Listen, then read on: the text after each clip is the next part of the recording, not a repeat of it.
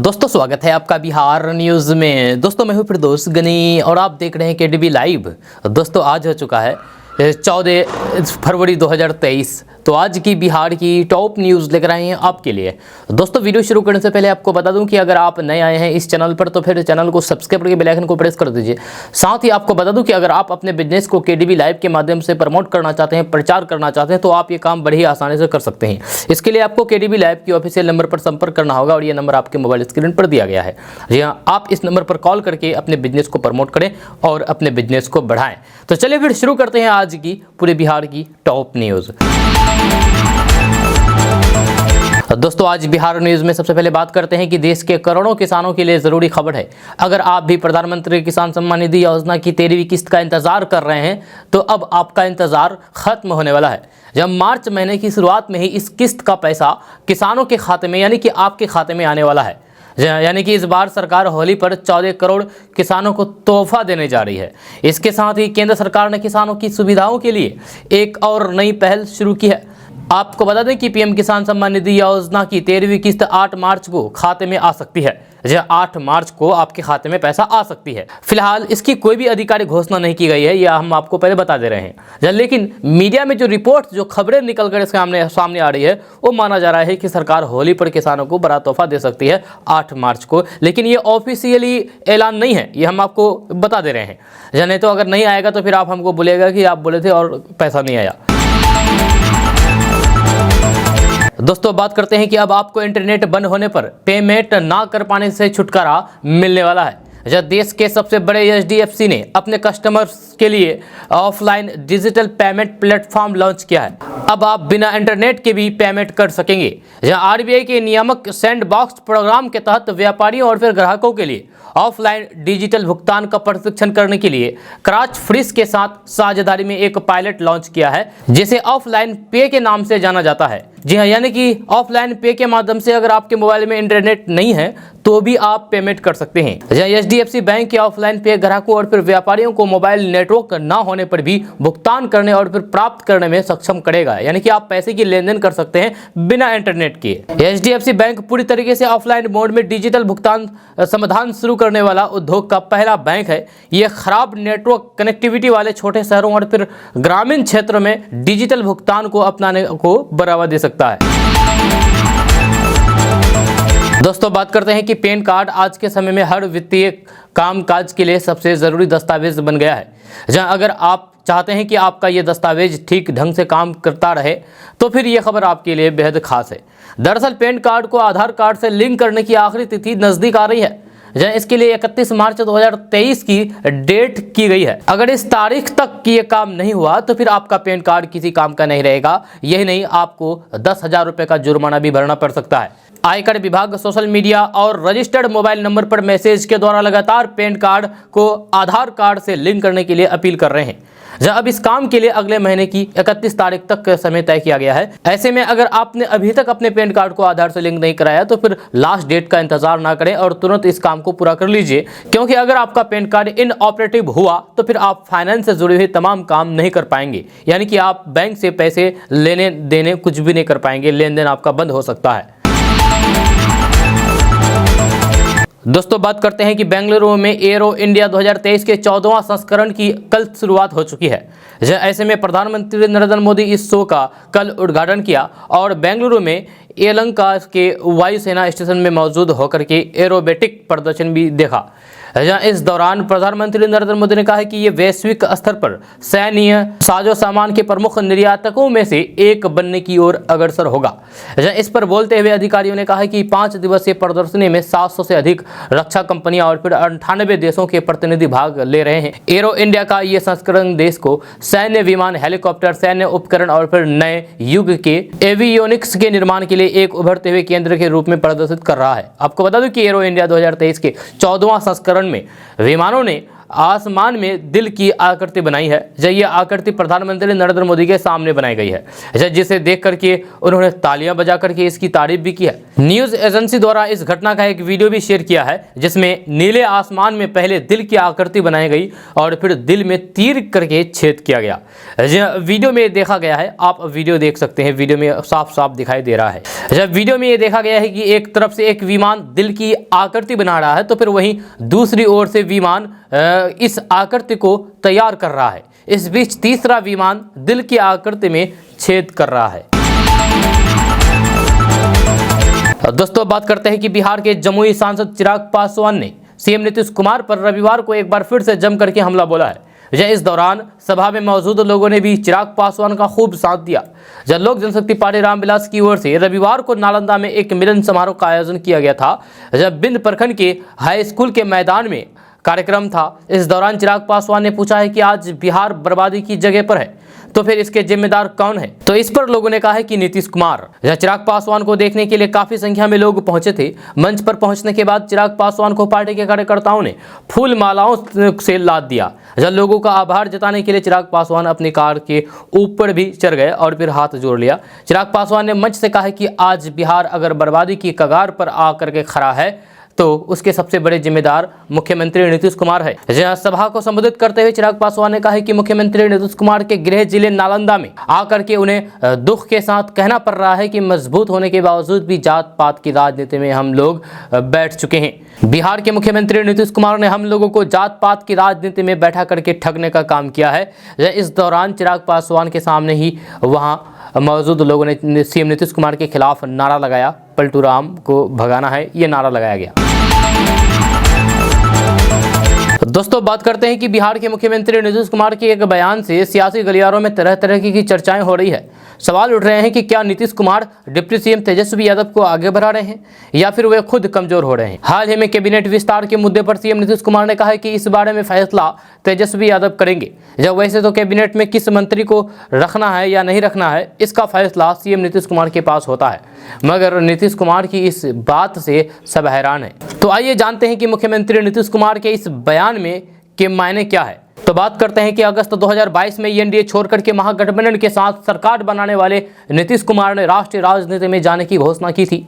इसके बाद उन्होंने आरजेडी नेता तेजस्वी यादव को अपना उत्तराधिकारी घोषित कर दिया और कहा कि 2025 का बिहार विधानसभा चुनाव उनके नेतृत्व में लड़ा जाएगा। जेडीयू नेता नीतीश कुमार को विपक्ष के पीएम कैंडिडेट के रूप में प्रोजेक्ट कर रहे हैं। कहा जा रहा है कि नीतीश राष्ट्रीय राजनीति में जाएंगे तो बिहार की कमान तेजस्वी के हाथ सौंप जाएंगे। जब बिहार में 7 दलों का महागठबंधन है जिसके मुखिया नीतीश कुमार है, जब पिछले महीने नीतीश कैबिनेट के विस्तार की अटकलें लगना शुरू हो गई, कांग्रेस ने मांग उठाई है कि विधायकों की संख्या के आधार पर कैबिनेट में उसकी पार्टी के मंत्रियों की संख्या कम है, इसे 2 से बढ़ाकर के 4 किया जाए। जनवरी महीने में जब सीएम नीतीश कुमार से पत्रकारों ने इस बारे में पूछा तो उन्होंने कहा कि जल्द ही कैबिनेट विस्तार होगा और कांग्रेस से नए मंत्री बनाए जाएंगे। इसके बाद 2 फरवरी को तेजस्वी यादव ने सीएम नीतीश कुमार की बात काट दी और कहा है कि महागठबंधन में कैबिनेट विस्तार को लेकर के कोई बात नहीं हुई है। इसके बाद 2 दिन पहले जब सीएम नीतीश कुमार से सवाल पूछा गया, तो उन्होंने तेजस्वी के पाले में गेंद डाल दी। उन्होंने कहा कि कैबिनेट विस्तार के बारे में उन्हें कुछ पता नहीं है, तेजस्वी यादव से पूछिए। नीतीश कुमार के इस बयान से भी सब हैरान रह गए। सीएम नीतीश कुमार के कैबिनेट विस्तार का फैसला तेजस्वी यादव पर डालने से बिहार के सियासी गलियारों में चर्चाओं का दौर शुरू हो गया है। कांग्रेस कंफ्यूजन में है कि पहले मुख्यमंत्री ने कैबिनेट विस्तार पर हामी भरी, फिर अब वे तेजस्वी से पूछने के लिए कह रहे हैं। कांग्रेस प्रदेश अध्यक्ष अखिलेश प्रसाद सिंह यहां तक कह चुके हैं कि यह तेजस्वी की कैबिनेट नहीं बल्कि नीतीश की है। दूसरी ओर विपक्षी दल भी इस पर चुटकी लेने से पीछे नहीं रहे। जहां केंद्रीय मंत्री एवं रालोसपा के मुखिया पशुपति कुमार पारस ने तंज कसते हुए कहा है कि मुख्यमंत्री नीतीश कुमार अब उतने ताकतवर नहीं रह गए हैं। या किसी राज्य के मंत्रिमंडल विस्तार का फैसला मुख्यमंत्री को लेना होता है, मगर बिहार में नीतीश ये फैसला अपने डिप्टी सीएम पर डाल रहे हैं। इससे साफ जाहिर होता है कि नीतीश कमजोर पड़ रहे हैं और तेजस्वी ताकतवर हो रहे हैं। दोस्तों, बात करते हैं कि केंद्रीय गृह मंत्री अमित शाह की 25 फरवरी को बिहार के 2 शहरों में होने वाली सभाओं को लेकर के बिहार भाजपा के नेताओं और कार्यकर्ताओं में उत्साह है। केंद्रीय गृह मंत्री उस दिन सुबह 11 बजे वाल्मीकि नगर के साहू जैन हाई स्कूल मैदान पर लोकसभा कार्यकर्ता सम्मेलन को संबोधित करने के बाद दोपहर में राजधानी पटना में स्थित बापू सभागार में किसान मजदूर समागम को संबोधित करेंगे। वाल्मीकि नगर के कार्यकर्ता सम्मेलन में संबंधित संसदीय क्षेत्र के तमाम बड़े नेताओं के साथ ही बूथ स्तरीय कार्यकर्ता तक शामिल होंगे। जब पूर्णिया के बाद वाल्मीकि नगर में ये दूसरा लोकसभा कार्यकर्ता सम्मेलन है जिसमें अमित शाह भाग ले रहे हैं। इस बीच वैशाली लोकसभा कार्यकर्ता सम्मेलन में राष्ट्रीय अध्यक्ष जेपी नड्डा ने चुनावी हुंकार भरी थी। आयोजन की सफलता को लेकर के बिहार भाजपा के कई पदाधिकारियों को बड़ी जिम्मेदारी सौंपी गई थी। वाल्मीकि नगर लोकसभा सीट पिछले 2 दशक से एनडीए के पास है, लेकिन इस पर अधिकांश जदयू का कब्जा रहा है। सिर्फ 2014 में जब जदयू एनडीए से अलग हुआ तो फिर भाजपा ने इस लोकसभा सीट पर जीत हासिल की थी। दोस्तों बात करते हैं कि बीएसईबी मैट्रिक की वार्षिक परीक्षा मंगलवार 14 फरवरी यानी कि आज से शुरू हो रही है। जब परीक्षा को लेकर के समिति द्वारा सारी तैयारियां पूरी कर ली जा चुकी है। जब बिहार के 38 जिलों में परीक्षा के 1500 केंद्र बनाए गए हैं, जिसमें 16,35,383 छात्र छात्राएं शामिल होंगे। जब प्रथम पाली की परीक्षा शुरू होने की निर्धारित तिथि 9:30 बजे है, जो 12:45 तक चलेगी। दूसरी पाली की परीक्षा 1:45 से 5 बजे तक चलेगी। जब परीक्षा केंद्र पर जाने से पहले छात्रों को इन जरूरी बातों पर अवश्य ही ध्यान देना होगा ताकि एग्जाम के समय कोई भी समस्या ना हो। तो परीक्षार्थी किन बातों पर ध्यान देंगे? तो स्टूडेंट एडमिट कार्ड और फिर पेन के अलावा परीक्षा केंद्र में कुछ नहीं ले जा सकते हैं। समिति के अध्यक्ष द्वारा बताया गया है कि परीक्षार्थी केंद्रों पर इलेक्ट्रॉनिक वॉच, स्मार्ट वॉच यानी कि घड़ी और मैजिक घड़ी का इस्तेमाल परीक्षार्थी नहीं कर सकते हैं। अगर कोई भी विद्यार्थी ऐसे पहन करके आएगा तो फिर उसे कदाचार के मामले में निष्कासित किया जाएगा। परीक्षा में मात्र सुई वाली घड़ी पहन करके आ सकते हैं। इंटरमीडिएट परीक्षा की तरह ही इसमें भी एक आईडी जारी किया गया है जो एडमिट कार्ड में अंकित होगा। जब परीक्षा केंद्र में प्रवेश पत्र याद करके ले जाएं। साथ ही सेंटर पर मोबाइल, ब्लूटूथ, पेजर नहीं ले जा सकते हैं। अगर प्रवेश पत्र यानी कि एडमिट कार्ड गुम हो गया तो फिर केंद्र पर जाने के बाद वहां उपस्थित पत्रक के फोटो से परीक्षार्थी की पहचान की जाएगी। परीक्षार्थी को एग्जाम सेंटर पर निर्धारित समय से 30 मिनट पहले पहुंचना होगा। अब दोस्तों बात करते हैं कि भाजपा और फिर प्रधानमंत्री नरेंद्र मोदी के लिए 2024 का लोकसभा चुनाव काफ़ी अहम है। जहां विश्लेषकों का कहना है कि हर आवश्यक वस्तुओं की बढ़ती कीमतों, बढ़ती बेरोजगारी, किसानों के अनसुलझे मुद्दे और हर व्यक्ति के बैंक खाते में 15 लाख रुपए, प्रति वर्ष 2 करोड़ नौकरियों, अच्छे दिन और अन्य पुराने चुनावी वादों को पूरा न किए जाने के कारण सत्तारूढ़ दल को सत्ता विरोधी लहर का सामना करना पड़ रहा है। जब भाजपा हिंदुत्व की राजनीति के आधार पर उत्तराखंड में और हरियाणा में जबकि ऑपरेशन लोटस नाम देते हुए सरकार तोड़ करके मध्य प्रदेश, महाराष्ट्र और कर्नाटक जैसे राज्यों में राजनीतिक जमीन हासिल करने में कामयाब रही है। यह महाराष्ट्र सरकार तोड़ने का उदाहरण है। हालांकि भाजपा ने भी इसी तरीके से सत्ता गंवाई है जब मुख्यमंत्री नीतीश कुमार ने पिछले साल अगस्त में यही रणनीति अपनाई और बिहार में भगवा पार्टी को सत्ता से बाहर कर दिया। भाजपा थिंक टैंक का मानना है कि जातीय आधारित जनगणना से बिहार में नीतीश कुमार और तेजस्वी यादव को बढ़त मिलेगी। इसीलिए वे जदयू और राजद के जातीय गठबंधन में शामिल होने और फिर उनके मूल मतदाताओं में विभाजन पैदा करने की हर संभव कोशिश कर रही है। जब बिहार में कुर्मी और कोयरी यानी कि कुशवाहा के बीच जदयू के अपने मूल मतदाता है। पिछले 17 सालों से नीतीश कुमार की सरकार की बदौलत इन दोनों जातियों के लोग आर्थिक रूप से बहुत मजबूत हैं। जब वे नीतीश कुमार के प्रति वफादार हैं। उपेंद्र कुशवाहा के हालिया विद्रोही कदम भगवा पार्टी द्वारा कुर्मी वोट बैंक में भ्रम पैदा करने का एक प्रयास हो सकते हैं। उपेंद्र कुशवाहा ने तेजस्वी यादव के नेतृत्व का खुल करके विरोध किया है और फिर नीतीश कुमार से उन्हें प्रचार करने से बचने को कहा है। साल 2025 के विधानसभा चुनाव के लिए तेजस्वी यादव को बढ़ावा नहीं देने की सीएम नीतीश कुमार को उपेंद्र कुशवाहा की सलाह स्पष्ट संकेत था कि वे भाजपा की भाषा बोल रहे हैं। दोस्तों बात करते हैं कि 25 फरवरी 2023 की राजनीति के लिए बड़ा दिन माना जा रहा है। जहाँ इस दिन महागठबंधन और बीजेपी की ओर से अलग अलग कार्यक्रम होने वाले हैं। इस दिन एक तरफ जहां पूर्णिया में महागठबंधन की रैली होगी तो फिर वहीं दूसरी ओर वाल्मीकि नगर और फिर पटना में केंद्रीय गृह मंत्री अमित शाह का कार्यक्रम होगा। जब पटना में पत्रकारों ने जब अमित शाह के बिहार दौरे को लेकर के जदयू के राष्ट्रीय अध्यक्ष ललन सिंह से बात की तब उनका कहना था कि इसमें कौन सी बड़ी बात है? जहाँ सबको घूमने का अधिकार है, उन्हें भी घूमने दीजिए। आपको बता दूं कि पूर्णिया के रणभूमि मैदान में 25 फरवरी को महागठबंधन की विशाल रैली होने जा रही है, जिसमें मुख्यमंत्री नीतीश कुमार और डिप्टी सीएम तेजस्वी यादव शामिल होंगे। जहाँ इस रैली में महागठबंधन के अन्य दल जैसे वाम दल, कांग्रेस और हिंदुस्तानी अवाम मोर्चा के लोग भी शामिल होंगे। जहाँ इसी दिन अमित शाह भी बिहार आ रहे हैं, वाल्मीकि नगर और फिर पटना में आयोजित कार्यक्रम में शिरकत करेंगे। अमित शाह के बिहार दौरे पर जदयू के राष्ट्रीय अध्यक्ष ललन सिंह ने कहा कि अमित शाह बिहार आ रहे हैं, जहाँ इसमें कौन सी बड़ी बात है? जहाँ सबको घूमने का अधिकार है, इसमें कोई बुराई नहीं है।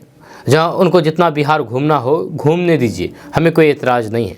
25 फरवरी को महागठबंधन की विशाल रैली होगी, जिसकी तैयारी में महागठबंधन के सभी दल जुटे हुए हैं। दोस्तों बात करते हैं कि डीजी होमगार्ड शोभा ओहतकर की प्रताड़ना से परेशान आईजी विकास वैभव और फिर अन्य आईपीएस अफसरों ने गृह विभाग के अपर मुख्य सचिव और फिर मुख्य सचिव तक गुहार लगाई थी, लेकिन कहीं से कोई भी मदद नहीं मिली है। जहाँ इधर डीजी लगातार इन अधिकारियों को अपमानित गाली गलौज करती रही है। बिहारी कमजोर होते हैं, बलडी आईजी कहा गया। अच्छा, इतना ही नहीं, डीआईजी को गेट आउट कहते हुए मीटिंग हॉल से बाहर निकाल दिया गया था। मानसिक प्रताड़ना को लेकर के आईपीएस अधिकारियों ने दिसंबर और फिर जनवरी महीने में गृह विभाग के अपर मुख्य सचिव और बिहार के मुख्य सचिव से मुलाकात करके घटनाक्रम की जानकारी दी थी। आईजी विकास वैभव ने सरकार को जो पत्र लिखा है, उसमें पूरी तरीके से पोल खुल रही है। नीतीश सरकार अगर इन अधिकारियों की परेशानी को समझ करके कोई कदम उठाती है तो इतनी भद नहीं पीटती। आपको बता दूं कि डीजी शोभा ओहतकर और फिर आईजी विकास वैभव का मामला सामने आने के बाद सीएम नीतीश कुमार ने कहा था कि अगर किसी को परेशानी थी तो वे वरीय अधिकारियों को बताना चाहिए था। जहां एक तरह से मुख्यमंत्री नीतीश कुमार ने विकास वैभव को हरका दिया। जहां अब इस पत्र के बाद सरकार के सबसे बड़े अधिकारी पर ही सवाल खड़े हो रहे हैं। जहाँ क्या इन अधिकारियों ने सीएम नीतीश कुमार को जानकारी नहीं दी थी कि अब यह मुख्यमंत्री नीतीश कुमार सब कुछ जानते हुए भी अनजान बने हुए हैं? दोस्तों बात करते हैं कि 2 दिवसीय झारखंड दौरे पर पहुंचे बिहार के डिप्टी सीएम तेजस्वी यादव ने अपने दौरे के दूसरे दिन राजधानी रांची के कार्निवाल मैदान में आरजेडी कार्यकर्ताओं को संबोधित किया। आरजेडी कार्यकर्ता द्वारा मिलन समारोह का आयोजन किया गया था। आरजेडी कार्यकर्ताओं को संबोधित करते हुए बिहार के उप मुख्यमंत्री तेजस्वी यादव ने कहा कि झारखंड में कोई भी आरजेडी को बिल्कुल भी कमजोर ना समझे। तेजस्वी यादव ने इस मौके पर बीजेपी पर भी जमकर के हमला बोला है और कहा कि जब से बीजेपी की हार झारखंड में हुई है, तब से केंद्र की मोदी सरकार झारखंड के साथ सौतेला व्यवहार कर रही है। अपने संबोधन में तेजस्वी यादव ने कहा कि झारखंड में महीने में एक दिन जरूर पार्टी की मजबूती के लिए कार्यक्रम होना चाहिए। जब उन्होंने बीजेपी पर हमला बोलते हुए कहा है कि बीजेपी जिस तरीके से पूरे देश में राजनीति कर रही थी, उस वजह से वो झारखंड नहीं आ पाए थे। झारखंड और महाराष्ट्र में बीजेपी खाली करना चाहती थी, इस काम में जुटी हुई भी थी। जब महाराष्ट्र में तो उसे कामयाबी मिल गई, लेकिन झारखंड में ऐसा करने में बीजेपी नाकाम रही। तेजस्वी यादव ने आगे कहा है कि हम लोग बिहार में बीजेपी को सरकार से हटाने का खेला कर रहे थे, इसीलिए ही झारखंड नहीं आ सका। जब अपने संबोधन में तेजस्वी यादव ने बिहार झारखंड की सरकार को समान विचारधारा का बताते हुए कहा है कि दोनों ही राज्यों की सरकारें समाजवादी सरकार है। बीजेपी ने राज्य में सबसे ज़्यादा समय तक राज किया, लेकिन झारखंड के लिए कुछ भी नहीं किया। बीजेपी ने कभी भी झारखंड का भला तक नहीं समझा। दोस्तों बात करते हैं कि नेपाल टूरिज्म के लिहाज से एक बेहतरीन जगह है।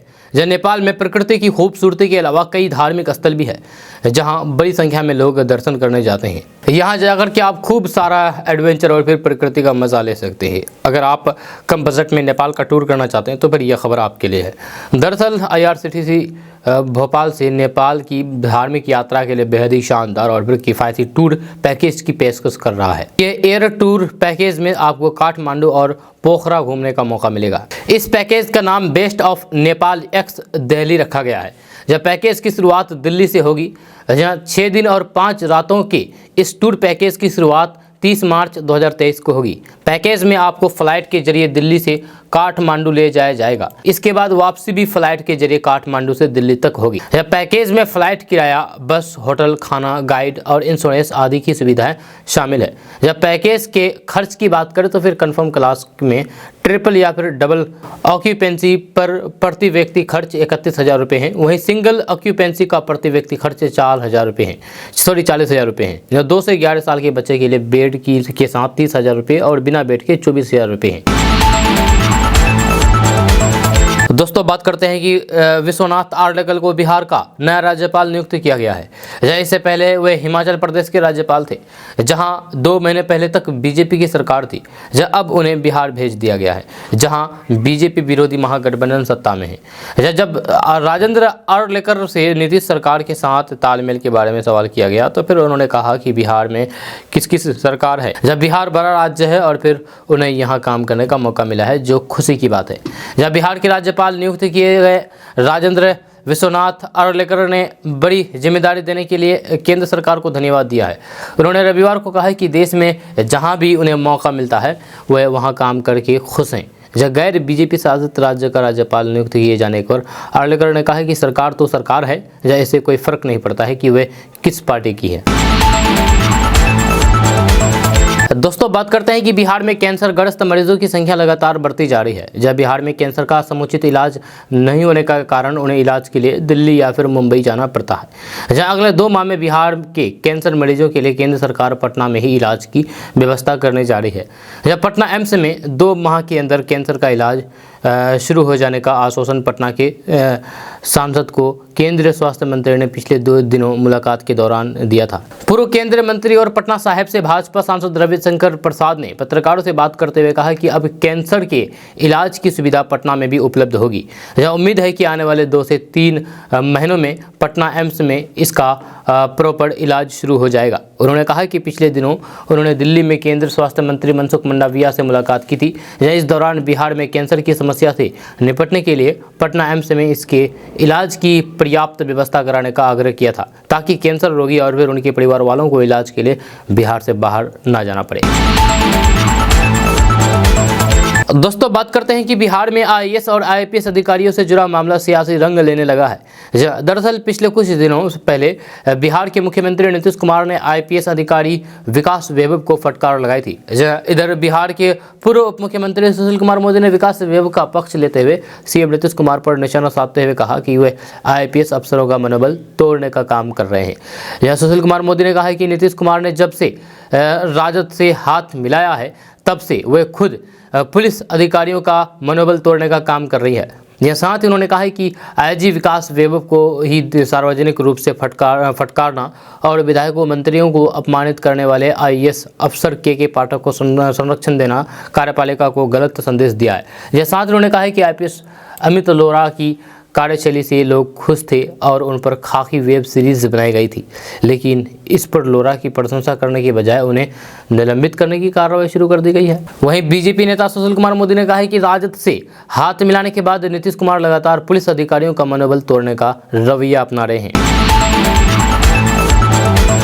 दोस्तों बात करते हैं कि बिहार में अपराधी बेखौफ हो गए हैं। जहां ताजा मामला बिहार के गोपालगंज का है, जहां एक बदमाशों ने एक छात्रा को चाकू से गला रेत करके हत्या करने की कोशिश की है। जख्मी छात्रा को इलाज के लिए सदर हॉस्पिटल में एडमिट कराया गया है, जहां उसकी हालात गंभीर बताया जा रहा है कि छात्रा अपने जीजा के भाई के साथ अपने बहन के घर जा रही थी। इसी दौरान बदमाशों ने छात्रा के ऊपर हमला कर दिया और उसे गंभीर रूप से घायल कर दिया। वारदात को अंजाम देने के बाद आरोपी बाइक सवार फरार हो गए। यह घटना मांझा थाना क्षेत्र के जाफर टोला की है। जब पीड़ित छात्रा की पहचान मांझा थाना के पिपरा गांव निवासी रामकिशोर राम की बेटी प्रिया कुमारी के रूप में की गई है, जो अपनी जीजा के भाई के साथ मैट्रिक बोर्ड की परीक्षा देने के लिए बहन के घर जा रही थी। दोस्तों बात करते हैं कि बिहार में लगातार अपराध की घटनाएं बढ़ रही है। इस बीच बिहार के समस्तीपुर जिले में पुलिस को 2 महीने पहले हुए लूट के मामले में बड़ी कामयाबी हाथ लगी है। आपको बता दूं कि 3 दिसंबर को मोहनपुर रोड में स्थित हीरा ज्वेलर्स में एक लड़की ने अपने कुछ साथियों के साथ मिलकर के 1 करोड़ के जेवर लूटे थे। इसी मामले में रविवार को पटना एसटीएफ ने 22 साल की अंजलि को गिरफ्तार किया है। अंजलि ही इस लूट की असली मास्टरमाइंड थी। मिली जानकारी के अनुसार हीरा ज्वेलर्स से अंजलि ने अपने 4 साथियों के साथ मिलकर के 1 करोड़ के जेवरात की लूट की घटना को अंजाम दिया था। इस लूट के क्रम में बदमाशों ने दुकान के कर्मी को पिस्तल की बट से मार करके घायल कर दिया था, जिसके बाद दुकान में लगे सीसीटीवी के डीवीआर को भी अपने साथ उड़ा ले गए थे। दोस्तों बात करते हैं कि बिहार में रामचरितमानस को लेकर के छिड़ा विवाद अब भले ही शांत होता हुआ दिख रहा हो और इसको लेकर के अब सियासी गर्माहट कम हो गई हो, लेकिन अब इस ठंडी पड़ी आग में फिर से घी डालने का काम बिहार के पूर्व मुख्यमंत्री और सरकार में सहयोगी की भूमिका निभा रहे जीतन राम मांझी ने की है। जीतन राम मांझी ने कह दिया है कि उन्हें रामायण को लेकर के कुछ आपत्ति है। हालांकि उन्होंने ये बातें रामायण की कुछ पंक्तियों को लेकर कही है। दरअसल बिहार के पूर्व मुख्यमंत्री और हिंदुस्तानी अवाम मोर्चा के संरक्षक जीतन राम मांझी फिलहाल गरीब जोड़ो यात्रा पर निकले हुए हैं। इसी दौरान वे एक निजी टीवी चैनल से बातचीत करते हुए कहा कि उन्हें रामायण को लेकर के आपत्ति है। हालांकि उन्होंने ये भी कहा कि मैं रामायण को मानता हूँ, ये मेरे लिए भी पूज्य महाकाव्य है। रामायण से ही रामचरितमानस का सृजन हुआ है और रामायण को वाल्मीकि जी ने ही लिखा है, लेकिन इसकी कुछ पंक्तियों पर मुझे आपत्ति है। जीतन राम मांझी ने कहा है कि रामायण में जो लाइन लिखी गई है उसमें एक लाइन ये है कि नारी नीर नीच कटी धावा, ढोल गवार शूद्र पशु नारी सकल तारणा के अधिकारी, पूज्य विप्रु शील गुनाहीना। रामायण के इस चौपाई पर मुझे आपत्ति है, ये कहना है जीतन राम मांझी का। जीतन राम मांझी का कहना है कि वह रामायण की बात मानते हैं, लेकिन उसमें नारी नीर नीच कटी धावा क्यों बोला गया है, इसको लेकर के उन्हें आपत्ति है। उसमें कुछ अच्छी बातें भी है। जीतन राम मांझी ने कहा है कि या तो इसे मिटा देना चाहिए या जो रामायण के मर्मज्ञ है उन्हें वे काट देना चाहिए। जीतन राम मांझी ने कहा है कि जाति की बात नहीं कर रहे हैं, लेकिन नारी जो 50% है और आधुनिक युग में नारी सशक्तिकरण की बात कही जा रही है, तो फिर इसमें नारी को नीच बताया जा रहा है। रामायण के जानकार को इसका जवाब जरूर देना चाहिए। साथ ही उन्होंने आगे कहा है कि हम रामचरितमानस को खराब नहीं कह सकते, क्योंकि उसमें बहुत ही अच्छी अच्छी बातें लिखी हुई है। हम जहाँ जाते हैं वहाँ रामायण की ही बात करते हैं। इससे अच्छा महाग्रंथ कोई हो ही नहीं सकता। राजनीति के लिए ये अच्छी महाकाव्य है, लेकिन इसमें कुछ लाइन बदल देना चाहिए। दोस्तों बात करते हैं कि बिहार के आर्थिक परिदृश्य में सकारात्मक तथ्य सामने आया है कि बिहार के चमड़ा उत्पादकों का निर्माण रूस और दूसरे देशों में भेजा जा रहा है, निर्यात हो रहा है। दरअसल ये उत्पाद पुरुषों के जूतों का है, जब बिहार में निर्यात का ये नया सेक्टर है। टेक्सटाइल और लेदर इंडस्ट्री को बिहार के लिए विदेशी मुद्रा कमाने वाला नया सर्वाधिक संभावनाशील सेक्टर माना जा रहा है। जब उद्योग विभाग के प्रधान सचिव संदीप पौड्रिक ने इस संदर्भ में आधिकारिक जानकारी शेयर की है। हाजीपुर औद्योगिक क्षेत्र में स्थापित कॉम्पिटेंस एक्सपोर्ट प्राइवेट लिमिटेड ऐसी कंपनी है जो बिहार में अपने उत्पाद का सबसे ज़्यादा हिस्सा निर्यात कर रही है। ये कंपनी पुरुषों के जूते निर्माण करती है। जब कोरोना काल और उसके प्रभावित साल को छोड़ दें तो बिहार की औद्योगिक व्यवस्था को पटरी पर लाने के लिए विभाग विभिन्न रणनीति पर काम कर रहा है।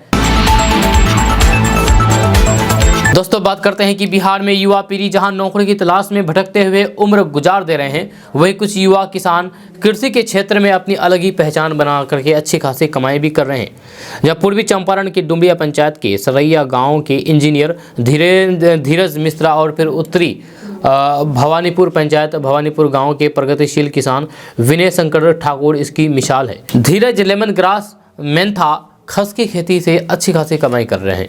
जब वहीं विनय शंकर ठाकुर अक्करकारा सतावर लेमन ग्रास मेंथा खस की खेती से प्रति एकड़ 50,000 से 1 लाख रुपए तक की कमाई कर रहे हैं। किसान विनय शंकर ने बताया है कि अक्करकारा 4 माह की खेती है, जिससे 50,000 रुपये प्रति एकड़ लेमन ग्रास और फिर खस से 1 लाख रुपये और मेंथा से 50,000 की आमदनी होती है। इसमें अधिकांश औषधीय फसल की खेती दियारा में होती है। उन्होंने बताया है कि औषधीय खेती के प्रति आकर्षण बढ़ने पर कई जगहों से प्रशिक्षण प्राप्त किया गया है। दोस्तों बात करते हैं कि बिहार के सियासी पारा काफ़ी गर्म है। जी हाँ, जहां एक बार फिर से जदयू के वरिष्ठ नेता और एमएलसी मौलाना गुलाम रसूल बलियावी ने प्रधानमंत्री नरेंद्र मोदी, रामदेव बाबा और बाबा बागेश्वर पर ताबड़तोड़ हमला बोल रहे हैं। जी हाँ, उन्होंने खुले मंच से बाबा रामदेव पर निशाना साधा है और कहा कि बाबा रामदेव भारतीय नहीं है, वह CIA ये पाकिस्तान के लश्कर तैयबा मोहम्मद से उनका कनेक्शन है, या उनकी जांच होनी चाहिए और इतनी संपत्ति कहां से आया इसकी भी जांच होना चाहिए। साथ ही उन्होंने कहा है कि भड़काऊ बयान वही लोग कर सकते हैं जो संवैधानिक, असामाजिक और फिर संसदीय बात कर सकता है। ऐसे व्यक्ति भारत का नहीं हो सकता है। इसकी पूरी कुंडली निकाल करके जाँच करना चाहिए। बाबा रामदेव को जो जमीन दिया गया है और जितना उसका प्रोजेक्ट है और जितने माल दुकान में बेच रहा है वह कहाँ से बन करके आ रहा है, इसकी भी जांच होना चाहिए। आपको बता दूं कि बिहार के मुस्लिम समुदाय के कद्दावर MLC गुलाम रसूल बलियावी ने दहेज मुक्त कार्यक्रम को लेकर के समुदाय के साथ एक महत्वपूर्ण बैठक में शामिल हुए और उस पर जमकर के हुंकार भरा। जब बिहार के नवादा में रविवार को मरकजी इदारा-ए शरिया बिहार पटना के बैनर तले कार्यक्रम का आयोजन किया गया था, जहां नवादा का प्रसिद्ध मदरसा दारुल उलूम फैजुल बारी में कार्यक्रम का आयोजन किया गया था। वहीं पर इन्होंने ये सब सारी बातें कही है। दोस्तों, किशनगंज में जंगली हाथियों का आतंक है। हाथी के हमले से एक व्यक्ति की फिर से मौत हो गई है। जहां किशनगंज जिला के ठाकुरगंज प्रखंड के अंतर्गत बंदर झूला पंचायत के कद्दू भीटा गांव में जंगली हाथियों द्वारा कुचलने से घायल व्यक्ति की मौत हो जाने से परिवार में मातम छाया गया है। जहां आपको बता दें कि बीते शनिवार को इंडो नेपाल बॉर्डर स्थित जिया पोखर थाना क्षेत्र के कद्दू भीटा गाँव में बीते शनिवार को जंगली हाथियों ने राज अघोरी पिता जयदेव अघोरी उम्र करीब 30 साल को कुचल दिया था, जिससे वह गंभीर रूप से घायल हो गया था। जिसके बाद स्थानीय लोगों के सहयोग से उसे इलाज के लिए अस्पताल ले जाया गया, किशनगंज भेज दिया गया। वहां पर उसका इलाज चल रहा था, जहां से उसे सिलीगुड़ी रेफर करने के लिए कहा गया था। इसी बीच परिवार वाले सिलीगुड़ी ले जाने की तैयारी में थे, लेकिन उससे पहले ही युवक ने दम तोड़ दिया। उनके मौत से परिवार सहित स्थानीय लोग काफी गमगीन है। दोस्तों, बात करते हैं कि किशनगंज के ठाकुरगंज में भीषण सड़क हादसा की घटना सामने आई है। तेज रफ्तार भारी वाहन ने राहगीर को कुचल दिया, जिससे राहगीर की मौके पर ही मौत हो गई। यह सोमवार की रात करीब 9 बजे ठाकुरगंज थाना क्षेत्र के नगर क्षेत्र के अंतर्गत जगन्नाथ मंदिर के पास एक तेज रफ्तार भारी गाड़ी ने सड़क पर चल रहे एक राहगीर को कुचल दिया। इससे राहगीर की मौके पर ही मौत हो गई। जब उसके बाद घटनास्थल पर जुटे स्थानीय लोगों ने आनंद फानन में ठाकुरगंज पुलिस को घटना की सूचना दी। दोस्तों, आईपीएल की तरह किशनगंज में केपीएल चल रहा है। जी हां, किशनगंज प्रीमियर लीग यानी कि केपीएल में कल किशनगंज टाइटंस ने रोमांचक मुकाबले में सोमवार को किशनगंज वॉरियर्स को हरा करके सेमीफाइनल में प्रवेश कर लिया है। टॉस जीतकर पहले बल्लेबाजी करने उतरी किशनगंज टाइटंस की शुरुआत काफी धीमी रही। एक वक्त ऐसा लग रहा था कि किशनगंज टाइटंस 150 रन भी नहीं बना पाएगी, परंतु बल्लेबाजी मुकेश की 84 रनों की ताबड़तोड़ बल्लेबाजी से किशनगंज टाइटंस 182 रनों का स्कोर बनाने में कामयाब हुआ। इस मैच के 17 ओवर में ऐसा लग रहा था कि वॉरियर्स लगातार तीसरा मैच जीत जाएगा, परंतु अंतिम ओवर में किशनगंज टाइटंस के गेंदबाजों और फिर क्षेत्र क्षण की बदौलत वॉरियर्स 171 रन ही बना पाई। जहां वॉरियर्स की ओर से विकास पासवान ने सबसे ज्यादा 67 रनों की पारी खेली। दोस्तों, घर में अगर आपकी बेटी है और अगर अपनी बेटी का आप भविष्य बनाना चाहते हैं, यानी कि अपनी बेटी की पढ़ाई लिखाई से लेकर के उसकी शादी ब्याह तक खर्च आप नहीं उठाना चाहते हैं और चाहते हैं कि ये सारा खर्च कोई और उठाए और भी बढ़िया तरीके से, तो हम आपको इसके बारे में एक बढ़िया तरीका बताने हैं।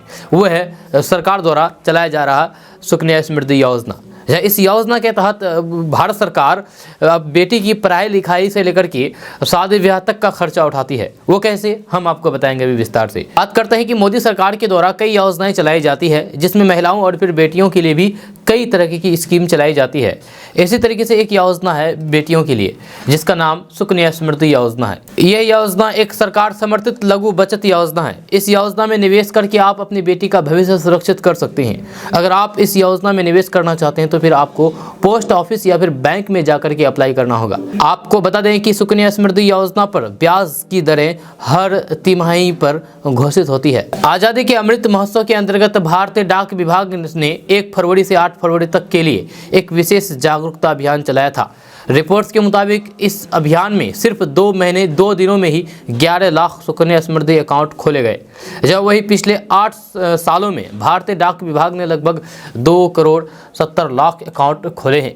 आपको बता दूं कि इस स्कीम की शुरुआत 22 जनवरी 2015 को केंद्र सरकार यानी कि मोदी सरकार ने बेटियों के लिए की थी। आप मात्र 250 रुपए से भी इस अकाउंट की शुरुआत कर सकते हैं। प्रधानमंत्री नरेंद्र मोदी ने भारतीय डाक विभाग को ट्वीट करके बधाई दी है। उन्होंने लिखा है कि इस महान उपलब्धि के लिए इंडिया पोस्ट को बहुत बहुत बधाई। इस प्रयास से देश की बेटियों का भविष्य सुरक्षित होगा और उन्हें और ज़्यादा सशक्त बनाएगा। आपको बता दूं कि भारतीय डाक विभाग ने विशेष अभियान के तहत सुकन्या समृद्धि योजना में खाते खोलने का लक्ष्य रखा था। अगर आप इस योजना में निवेश करते हैं तो फिर आपको इनकम टैक्स में भी छूट मिलने वाली है।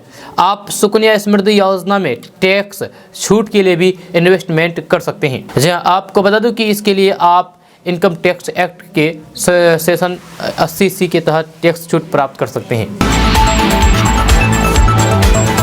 दोस्तों बात करते हैं कि बिहार के सीनियर आईएएस अधिकारी के पाठक ने भरी मीटिंग में बिहार के ही अधिकारियों की मां बहन कर दी थी। इसका वीडियो भी सामने आया था, लेकिन राज्य सरकार ने अब तक के पाठक के खिलाफ कोई भी कार्रवाई नहीं की। सरकार अब उसे तलाशने में लग गई है जिसने गाली के देते के पाठक का वीडियो बना करके लीक किया था। बिहार पुलिस का खास दस्ता इस बात की जांच करेगा कि गालीबाज के पाठक का वीडियो कैसे लीक हो गया।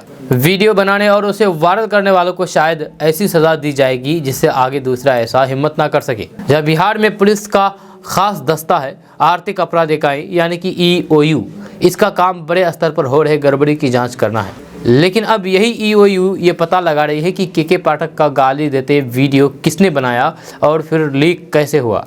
जी हाँ, जांच के पीछे का मकसद शायद यही है कि आगे से कोई भी किसी ऑफिसर की गाली गलौज पर आवाज़ उठाने की हिम्मत ना कर सके। जहाँ शायद ये हो सकता है।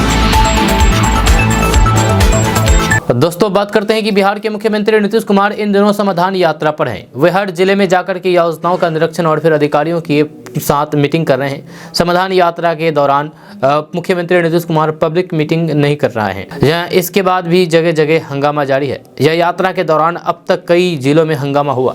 नीतीश कुमार समाधान यात्रा के क्रम में कल सासाराम और औरंगाबाद के दौरे पर थे। औरंगाबाद में एक बार फिर से नीतीश कुमार को लोगों के आक्रोश का सामना करना पड़ा। गुस्साए लोगों ने मुख्यमंत्री नीतीश कुमार पर प्लास्टिक की कुर्सी चला दिया। हमले में मुख्यमंत्री बाल बाल बच गए। टूटी हुई कुर्सी नीतीश कुमार के ठीक सामने से निकल गई। इस दौरान सुरक्षा कर्मियों ने उन्हें घेर लिया। दरअसल सीएम नीतीश कुमार समाधान यात्रा के क्रम में औरंगाबाद में पहुंचे थे।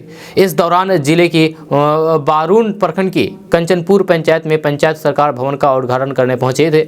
मुख्यमंत्री जैसे ही वहां पहुंचे तो स्थानीय लोग उनसे अपनी समस्या बताना चाहते थे। वहां मौजूद सुरक्षा कर्मी ग्रामीणों को रोक रहे थे। इसके बाद लोगों का गुस्सा फूट पड़ा। फिर आक्रोशित लोग कुर्सियां तोड़ने लगे। गुस्साए शख्स ने टूटी हुई कुर्सी का टुकड़ा मुख्यमंत्री के लक्ष्य करके फेंका। कुर्सी का टुकड़ा मुख्यमंत्री के ठीक बगल से गुजरा और सामने गिरा। इस दौरान वहां भारी तनाव की स्थिति हो गई। सुरक्षा कर्मी अवाक रह गए। या किसी तरीके से स्थिति को नियंत्रण किया और खुद मुख्यमंत्री भी देखने लगे। दोस्तों आज का न्यूज़ बस यहीं तक। कैसा लगा नीचे कमेंट बॉक्स में कमेंट करके जरूर बताइएगा। अगर आप इसके बारे में कुछ कहना चाहते हो तो फिर नीचे कमेंट बॉक्स में कमेंट करके जरूर कह सकते हैं। तो चलिए मिलते हैं फिर नेक्स्ट वीडियो के साथ। तब तक के लिए जय हिंद, जय बिहार।